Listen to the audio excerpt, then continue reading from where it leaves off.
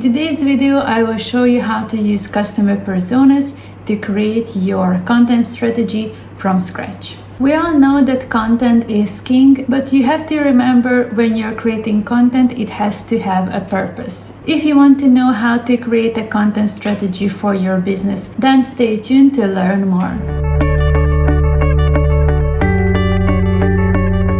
Here is Anastasia. Welcome to my channel where I talk about marketing for business success. Before developing your content strategy, there are 6 vital questions that you need to ask yourself. Who you want to reach with your message. So with your answer, you want to describe your target audience.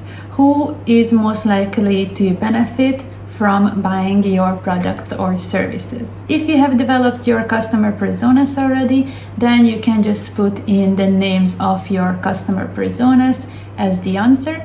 Or if you don't have customer personas yet, I will link my previous video in the description below, so you can also watch that and develop your customized customer personas for your business. Question number 2 is, where can you find your audience? Is there any specific online platform that they're using on a daily basis? If you don't have a defined answer to this question, look around in your market and see what type of platforms your competitors are using, because they most probably have done their market research and they know that they can find their audiences on those platforms. Question number 3, what type of pain points, challenges, and goals does your target audience have? What is the problem that they want to solve, and what is exactly that result that they are looking for to receive? Question number 4 is, when is the best time to engage with your audience online? Try to evaluate when do you get the most response and more engagement on your content.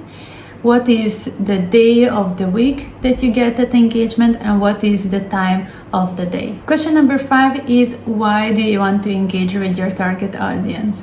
We all know that there is a lot of pressure to post on a consistent basis, but if you don't have a clear strategy and a clear purpose for your content, your time will be just wasted. And question number 6 is, how will your business solution make the life of your audience better? Specify what type of value are you bringing to your customer's life that your competition can't. Before moving forward into creating your content strategy, I want to help you identify what makes you unique and how can you stand out in your marketplace. So what I would advise you is to look around and analyze your competition to understand how you're different from them. So there are 3 questions that you might want to ask yourself.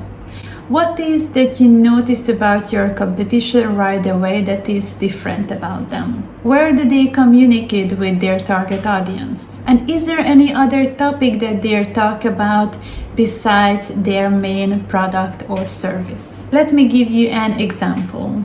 Let's say I'm a yoga teacher and I have identified 3 competitors in my space. So as you can see, competitor number 1 is educating their audience on YouTube about yoga, but also she talks about the importance of a healthy diet. The other yoga teacher promotes body positivity on Instagram to her community. And competitor number 3 discusses the spiritual side of practicing yoga in her Facebook group.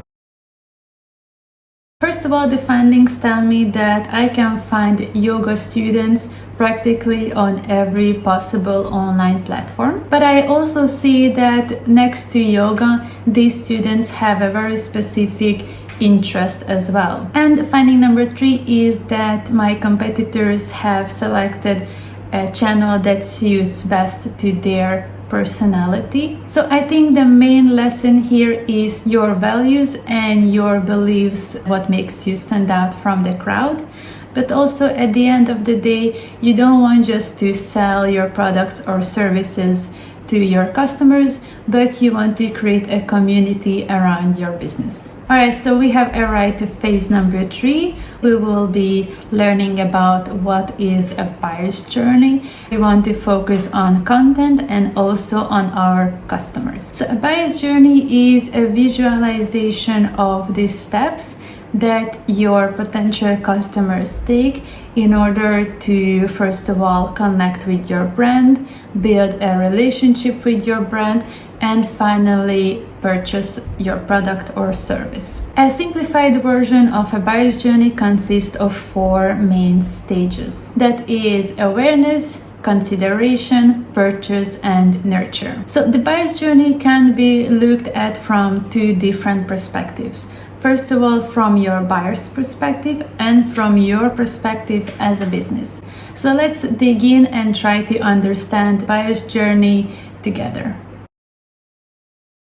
The first stage is the awareness stage. Your buyer becomes aware of a pain point that they need to solve. As the business, you have to be present on platforms your buyer hangs out online, and you want to speak to the pain points that your buyer is facing in this stage. The strategies that you can implement to get your buyer's attention is to show empathy, address their pain points, do a keyword research to know how your buyer could be searching for solutions to their problems and pain points, reach them on social media, create easy consumable content such as posts, reels, images, and text, or you can create a fun quiz and share it on your website. The next stage is the consideration stage. Your buyer researches and evaluates options in the market. She is also comparing your solution to your competitor's solution. As the business, you can create content to help build trust with your buyer, help them make a buying decision, and also highlight desired results from your solution. The strategies that you can implement here is provide value with content, educate your buyers on your products or services, address their desired emotional state after using your product and services. Provide quick solutions and how-tos. You can also send out newsletters, create long-form content, and share it to build trust.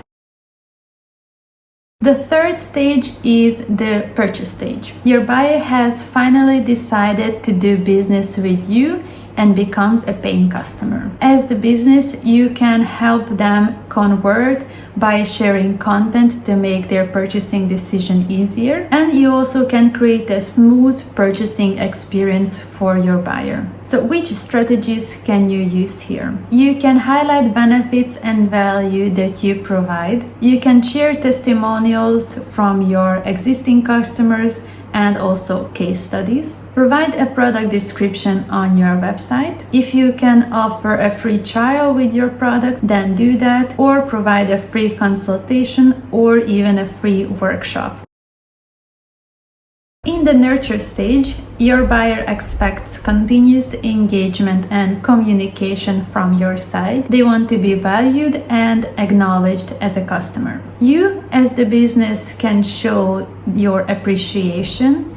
You can ask for feedback and also provide additional value to your existing customers. The strategies that you can apply here are acknowledge loyal customers with a loyalty program, welcome your new customers with a newsletter sequence, provide loyal customers service and content that is exclusive, and you can also send out satisfaction surveys and act on that feedback. This is how a buyer's journey looks like from your customer's perspective and also from your perspective. What I want to highlight is that you don't have to use all the strategies that I have listed here.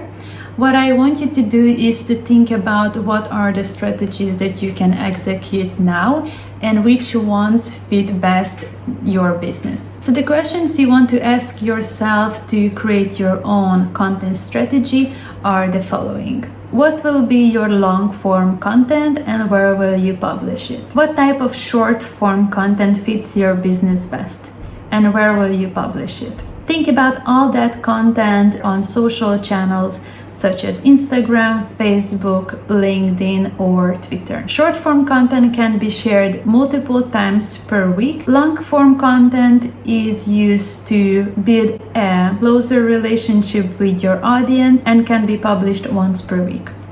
Question number 3.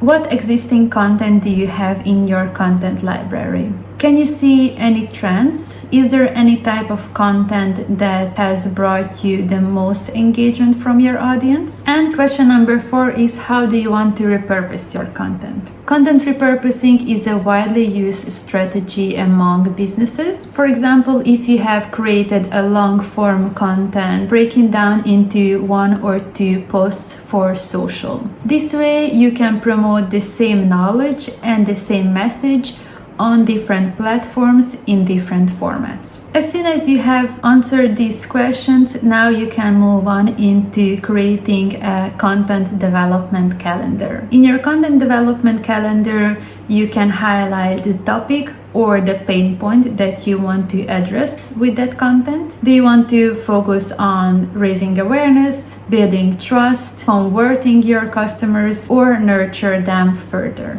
What is the duration that you will need to create that piece of content? Creating a video versus posting on Instagram will take different amount of time, so make sure to plan ahead. What is the creation date and publishing date of that content? Finally, which is the channel that you want to share that content on? Also, if you want, you can create a content publishing calendar with only 3 main types of information, which is the content title, publishing date, and the channel. This is it for today. I hope you found this video helpful and you will be able to create your own content strategy with ease. And don't worry, I will create a PDF template for you that you can download through the link in the description below, so you have all this knowledge packed together and ready to go. Make sure to like this video if you found this content helpful. If you want to learn more from me about how you can market your business, then make sure to subscribe. As always, feel free to comment down below with the content strategies. I'm really interested to find out more about how you will be communicating with your audience. For now, I want to say thank you for your attention, and I see you in the next one.